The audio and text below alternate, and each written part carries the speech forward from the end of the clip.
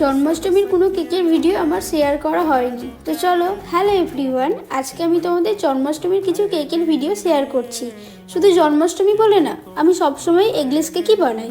অনেকেই বলেছে আমাকে, ডিম ছাড়া তুমি কেক বানিয়ে দিতে পারবে? তাই আজকে এই ভিডিওর মধ্যে তোমাদের ক্লিয়ার করে দিলাম, আমি ডিম ছাড়াই কেক বানাই। হ্যাঁ, যদি কেউ অর্ডার করে ডিম দিয়ে কেক বানিয়ে দেওয়ার জন্য, তখনই বানিয়ে দিই। এই বছর জন্মাষ্টমীতে আমি 8টা কেক বানিয়েছি। তার মধ্যে 7টা কেকের অর্ডার ছিল আর একটা আমার বাড়ির গোপালের জন্য বানিয়েছিলাম।